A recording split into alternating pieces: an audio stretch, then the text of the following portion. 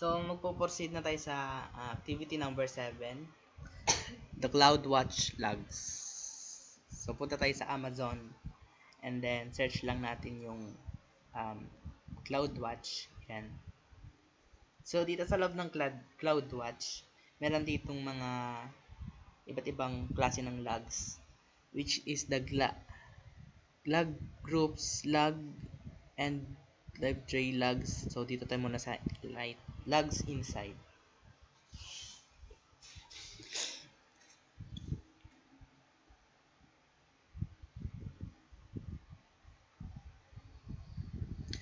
So, yun dito may dalawa ditong nagawa for log groups.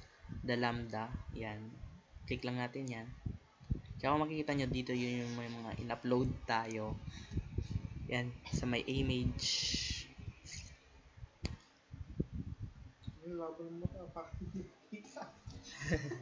Hindi ko makita. And then yan. Same as lang.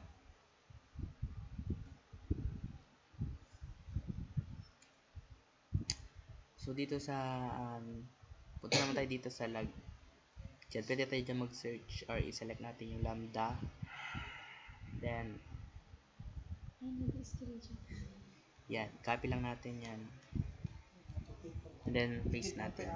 Diyan. And then, run natin.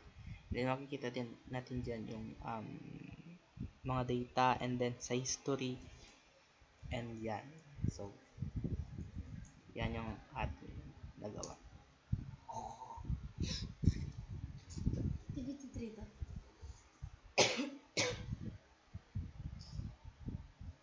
Activity 4 na ayan na.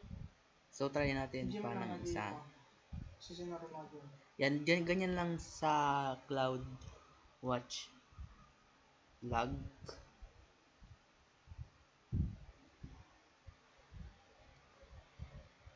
So, image atay.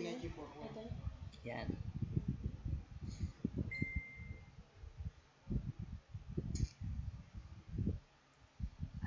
So, makikita natin lahat ng mga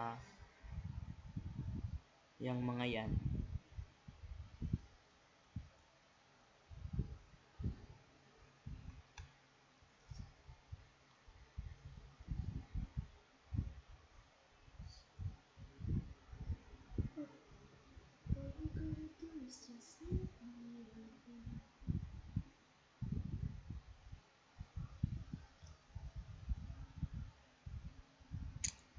So, yun lang, sir.